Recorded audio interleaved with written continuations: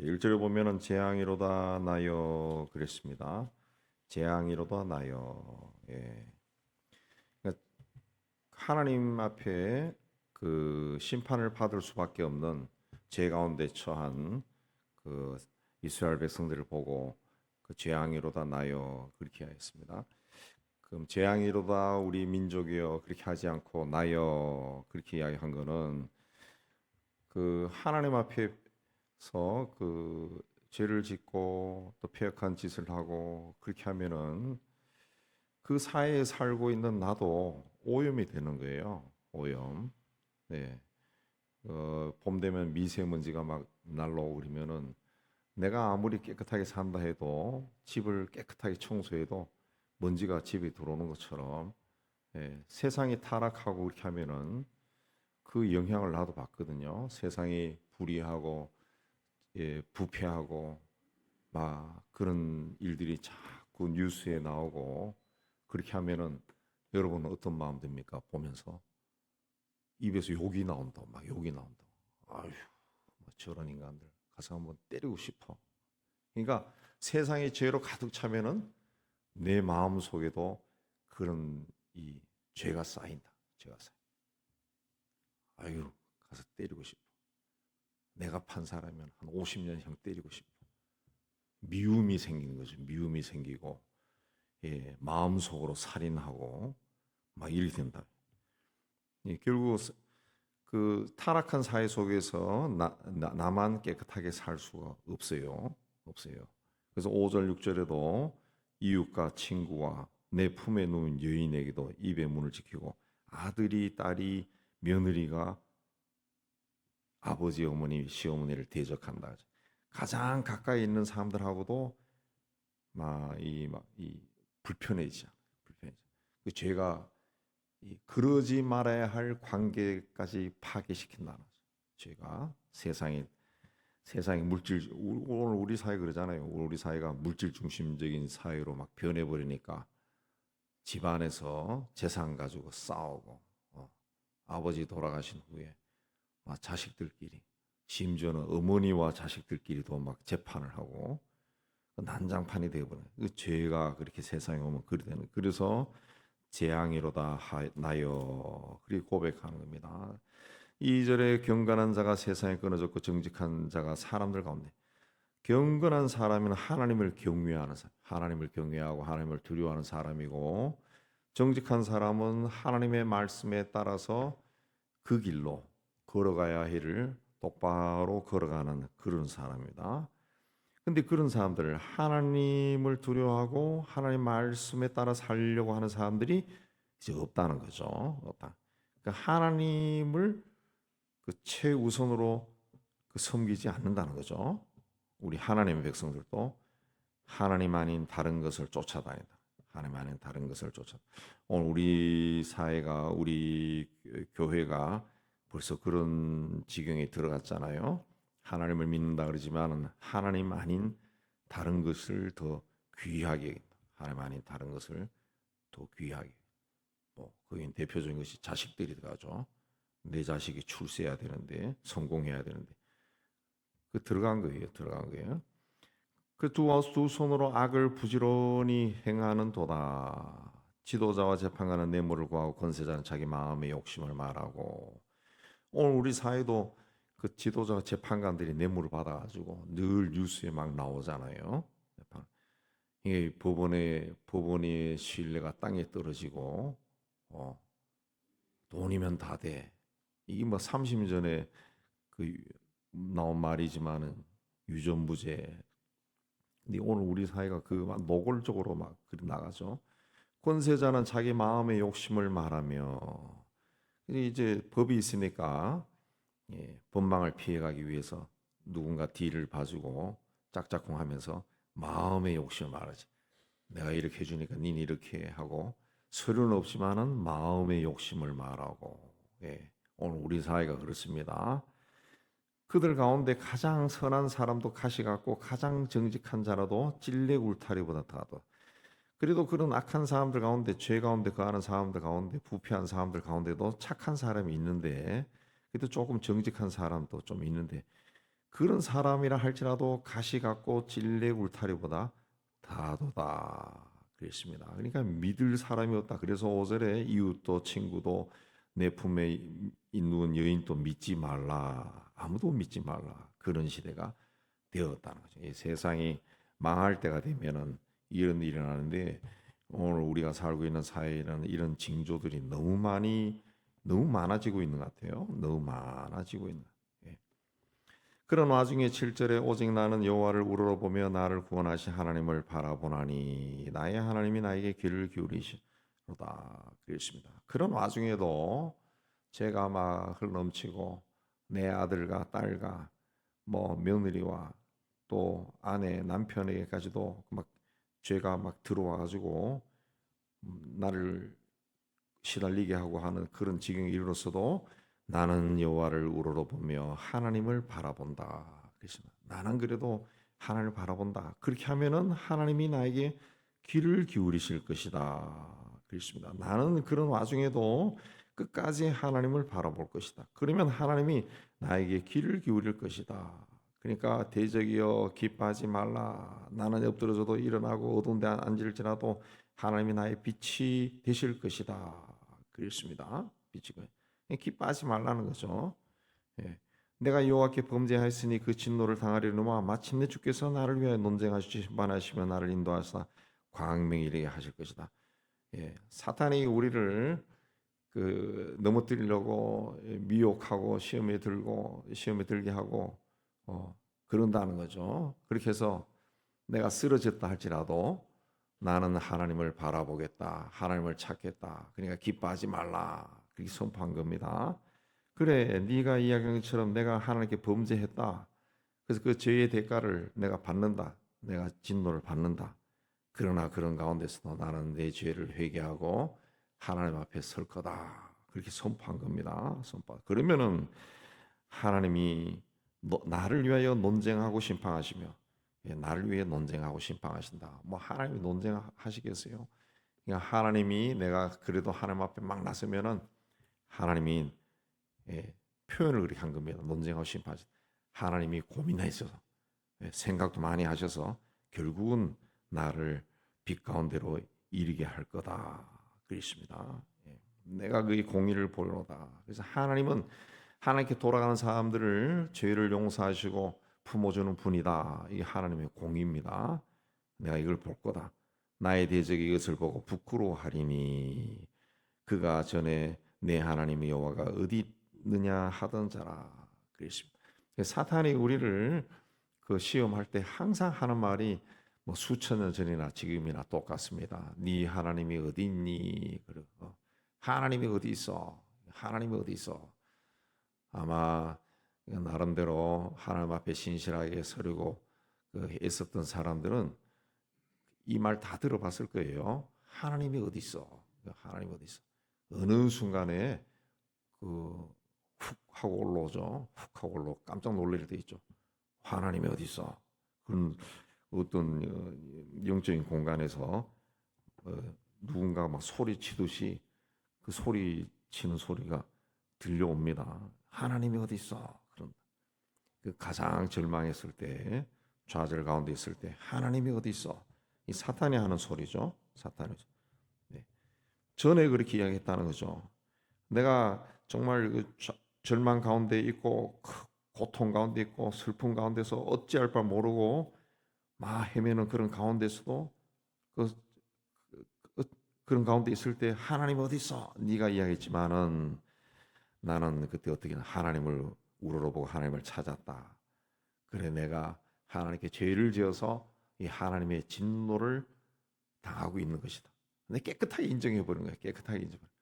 내가 이런 일을 당하는 거. 뭐 여러분도 그렇게 생각했겠지만 저도 그런 생각했습니다. 뭔가 이거 하나님이 나를 약 올리냐? 뭐 이 생각도 든다고. 어떨 때는 무슨 약 올리는 것 같아. 그냥 어디 올려놓고. 그러나 그때 하나님을 찾기도 하지만은 보다 중요한 것이 뭡니까? 9절에 내가 여호와께 범죄하였으니 그의 진노를 당하려니와. 그래 내가 모르지만은 하나님이 보실 때 내가 뭔가 잘못한 것이 있을 것이다. 그걸 깨닫는 거죠. 그래서 그걸 깨닫으면 이제 뭘 합니까? 생각 잘 안 나지만은 무조건 죄를 고백하는 거죠. 회개하는 겁니다. 회개합니다. 그러니까 지금 막 떠오르는 생각대로 다 고백하는 거예요. 다 고백하는.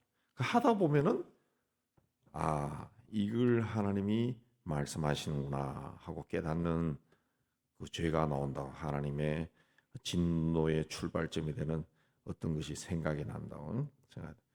그러면 이제 하나님 앞에 나가서 회개하고 용서받는 거죠. 하나님이 나와 논쟁하고 심판하고 용서하는 거죠.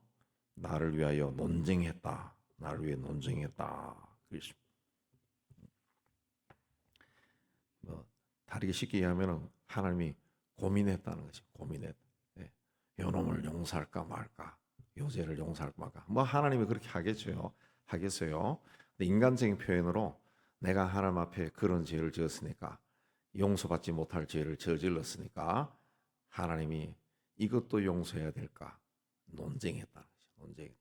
고민했다는 거죠. 인간적인 표현입니다. 하나님은 그냥 용서하시죠. 용서하시죠. 그렇게 하면 이제 이 하나님의 공의가 나에게서도 이루어지는 건데, 빛 가운데서 하나님을 다시 나르게 인도해서 대적이 이것을 보고 부끄러워하리라 그랬습니다. 그러니까 마귀가 하나님을 이길 수 없다는 거죠.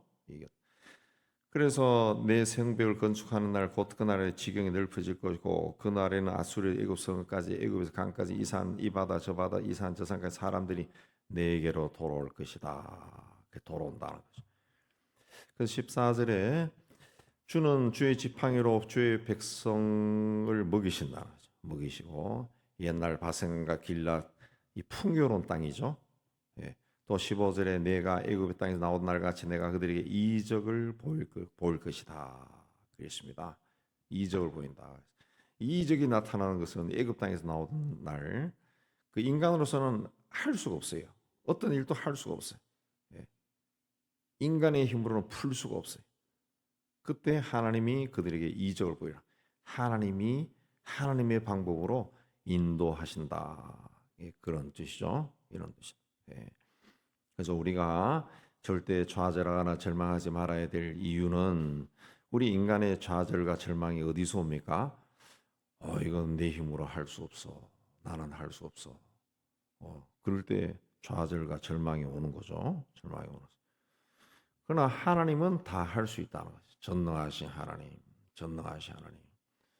내가 늘 이야기하지만은 예수께서 우리에게 가르친 기도, 하늘에 계신 우리 아버지, 그것부터 시작하라는 거죠. 하늘에 계신 우리 아버지라고 주문을 외우는 것이 아니라 주기도로 기도하는 것은 한 문장씩 떼어서 묵상하는 겁니다. 하늘에 계신 우리 아버지. 그러면 하나님이 누구냐? 그걸 계속 묵상하면서 기도하는 거죠. 하나님이 누구냐? 하나님은 천지 만물을 지으신 분입니다. 전능하신 하나님, 무엇이든지 다 할 수 있는 하나님, 제 형편을 다 아시는 전지하신 하나님. 그 하나님에 대해서 자꾸 고백하는 거죠. 기도로 고백하는. 그렇게 하면은 하나님에 대해서 계속 하나님만 생각하고 하나님에 대해서만 계속하면은 이 기도를 시작하면서 이 믿음이 막 생긴다. 그 다음에는 무슨 기도를 해도 막 확신이 생기죠. 막 이루어질 것 같은 믿음이 생기고 확신이 생기고. 그 이야기하는 겁니다. 애굽 땅에서 나오던 날, 인간이 뭘 할 수 있었어요? 아무것도 할 수 없었다는. 그때 하나님이 이적을 보였다. 그걸 여러 나라가 보고 자기 세력을 부끄러워해 손으로 입을 막을 것이요 귀가 막힐 것이고, 뱀처럼 티끌을 핥으며 땅에 기는 벌레처럼 떨고 좁은 구멍에서 나와 두려워했다는. 그러니까 하나님의 이적을 보고 인간이, 그 세상적인 힘을 가진 인간들이 부끄러워하고 입을 막고 귀가 막히고 뱀처럼 티끌을 핥고 땅에 기는 벌레처럼 떨고 좁은 구멍에서 나와서 두려워했다는 거죠. 주로 말미암아 두려워하리이다. 18절에 주와 같은 신이 어디 있으리까? 주께서는 죄악과 그 이외 남은 자의 허물을 사유하시고, 주님은 모든 것을 다 용서하신다는 거죠. 남은 자의 허물도 사유하신다. 그래도 죄 가운데 있지만은 우리가 세상이 악해지면은 우리도 이 악한 세상 속에 살고 있으니까 우리 심령에도 이 죄가 묻어요. 묻습니다. 아까 말씀드렸지만 뉴스 들으면은 막 기분이 나빠지고 막 어떨 때 막 저주가 나오고 저런 놈이 어떻게 빨리 안 죽나 그러고 그 죄죠. 다 죄. 다 죄. 나도 모르게 막 튀어나오는 거죠. 튀어나와요. 그래서 저는 좀 뉴스를 안 봐요. 요새.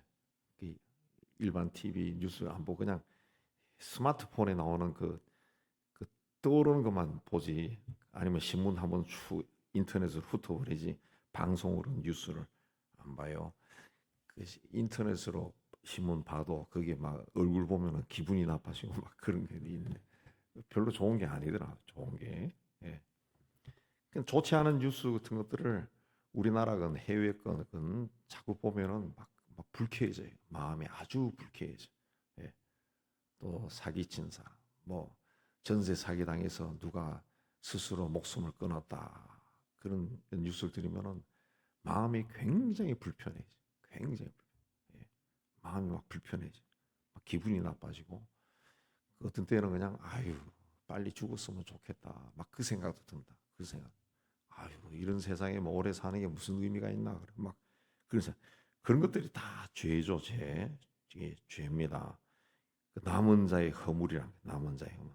그래도 죄 가운데 있는 세상 가운데서도 하나님 편에 그 서 있기로 애쓰는 사람들, 그게 남은 사람들인데 하나님 편에 끝까지 남아 있는 사람들, 그런 사람도 죄악된 세상 속에 죄의 먼지를 뒤집어 쓰는 거죠. 근데 하나님은 그런 사람들의 죄와 허물을 용서하신다. 그 인애를 기뻐하신다. 자비로우신 분, 진노를 오래 품지 않으신다. 그렇습니다. 그래서 그 하나님이 근본적으로 우리를 불쌍히 여기신다. 이런 세상에 사는 우리를 하나님이 불쌍히 여기신다. 우리를 불쌍히. 예. 긍휼이란 말이 불쌍히 여긴다는 거죠. 불쌍히. 그래서 제가 그 오래전에 그 말씀 가르쳤고 또 여러 번 종종 이야기하는 것 중에 그 예수님 이후에 지금까지 2000년 동안 가장 훌륭한 기도의 모범이 뭐라 그랬어요? 하나님이여 나를 불쌍히 여기소서. 이 기도입니다. 하나님의 아들 예수 그리스도요 나를 불쌍히 여기소서. 이 기도보다 이 하나님 마음을 울리고 우리 마음을 하나님 앞에 온전하게 세우는 그런 기도가 없습니다. 그러니까 여러분이 기도할 때 우리 아들, 딸, 손자, 손녀, 뭐 남편, 아내 해가면서 구절이 하고 다 한 바퀴 돌면은 오늘 기도 끝났다 하고 가벼운 마음으로 짱 하고 나가지만은 뭐 그 기도도 하나님이 다 들어주셨겠지만은 심령을 울리는 기도는 안 된다고. 심령을 울리는 기도는 하나님의 아들 예수여 나를 불쌍히 여기소서. 그 기도입니다. 오늘 기도할 때 여러분 하나님 아들 예수여 나를 불쌍히 여기소서 해보세요. 그럼 여러분 그 심령의 저 깊은 바다 속에 있는 어떤 것도 막 울컥울컥 막 올라올 겁니다. 누가 이야기하지 않아도 그냥 막 눈물이 막 나올 거예요. 눈물. 하나님이 우리를 이 죄 가운데 사는 이 죄가 흘러넘치는 세상에 사는 우리를 불쌍히 여기신다. 불쌍히 여기신다. 네. 너무 불쌍히 여기셔서 독생자를 세상에 보내시고 십자가에 못 박아 죽인 거지. 그게 어떤 교리를 완성하기 위해 그렇게 한 게 아니라고요. 너무 불쌍한 거야 인간들이. 죄 가운데 사는 인간들이. 아까 말씀드린 것처럼 뉴스만 들어도 기분이 나빠지는 세상 아니요. 그 얼마나 불쌍하겠어요. 하나님 보실 때 빨리 세상을 새 하늘과 새 땅으로 한번 바꿔보고 싶은 그런 마음이 드시겠죠. 근데 그 가운데 사는 우리를 불쌍해서 여기 살면서 고통을 겪고 슬픔을 겪고 아파하고 괴로워하고 하나님의 자녀들을 불쌍히 여기신다. 그래서 우리 죄악을 발로 밟으시고 우리 모든 죄를 깊은 바다에 던지신다. 그렇습니다. 던지신다. 우리 죄를 던져버린다. 예. 우리에게도 이 죄의식이 있습니다. 우리가 예수님에 의해서 죄가 다 용서받았다. 우리 다 믿지만은 그럼에도 불구하고 우리 안에는 죄의식이 남아있다. 죄의식이. 예. 그것이 이제 어느 순간에 툭툭 튀어 올라오면은 또 괴로워요. 괴롭고 막 부끄럽고 막 세상 사는 것이 막 싫고 막 이 죄의식이 있다고 죄의식. 예. 그 죄의식을 처리를 잘못하면 사탄이 그걸 붙들고 평생 늘어집니다. 늘어집니다. 그래서 우리는 그런 내가 이 행한 그 죄들 뭐 무슨 심각한 죄가 있겠어요? 뭐 살인을 했겠어, 폭력을 했겠어요? 근데 내가 어느 때 누구인데 그 한 말도 어느 날 생각이 계속 나면서 아우 내가 왜 그런 말을 했나? 아이고 이 요 주둥이 하면서 그 굉장히 창피할 때가 있다고. 아우 내가 그때 왜 그런 짓을 했지 하고 그 죄의식인데 그 사탄이 그걸 붙들고 늘어지거든요. 그러니까 그런 생각이 들었을 때 아이고 내가 왜 그런 말을 했을까? 그런 죄를 지었을까?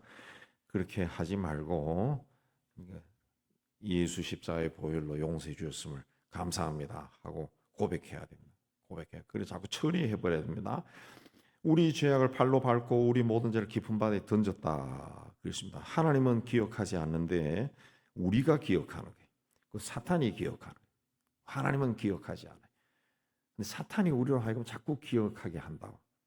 근데 거기에 붙들려 버리면은 그 자유 평화로운 우리 신앙생활을 하기가 또 어려워지는 거죠. 어려워져.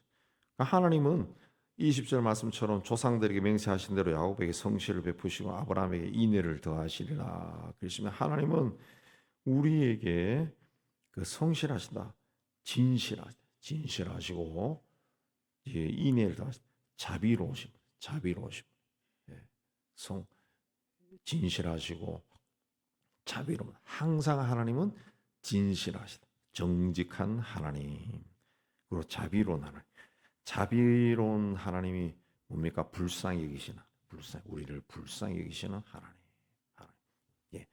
미가 시대는 세상이 막 타락하고 부패하고 불의 부정 이 세상의 죄가 흘러넘치는 그런 시대였습니다. 그런 시대에 미가가 재앙이로다 나요. 자기가 살고 있는 세상 보니까 이건 재앙 덩어리 속에 사는 거예요. 그럼에도 오직 나는 여호와를 우러러보며 나를 구원하시는 하나님을 바라보나니 나의 하나님이 나에게 귀를 기울이시리로다. 앞으로 우리가 사는 세상은 좋아지지 않을 겁니다.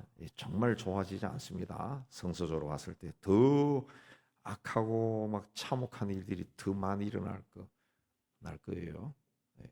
우리나라도 뭐 어떻게 일어날지 모르지만 주님이 오실 때가 가까이 오면은 더 세상이 혼란스럽고 괴로운 세상이 될. 옛날에는 우리가 이 스마트폰이나 인터넷이나 이런 것이 없을 때는 그건 전혀 몰라요. 그냥 저는 또 시골에 살기 때문에 그냥 우리 동네에서 일어나는 일로 그냥 퐁당퐁당 재밌게 산 거지. 근데 지금은 내가 관심을 두지 않아도 나하고 상관이 없는 일들도 내 핸드폰에 자꾸 떠. 예. 자꾸 나에게 주입을 시킨다. 보여준다. 자꾸 보여줘. 이거 보게 되니까 괴로워지는 거죠. 괴로워지고 답답하고 막 이런 일이 생기는데 이제 앞으로 뭐 우크라이나 전쟁이나 그런 데서 일어나는 일뿐만 아니라 앞으로는 더 험한 것들이 막 들려올 수 있습니다. 그런 가운데 우리가 어떻게 살아야 되느냐? 미가의 고백처럼 나는 하나님을 우러러보고 하나님을 바라보나니 그러면 하나님이 나에게 귀를 기울이실 것이다. 그랬습니다. 이 믿음으로 세상이 어떠하든지 하나님을 찾고 하나님 앞에 온전하게 서는 여러분 되시기를 주의 이름으로 축복합니다.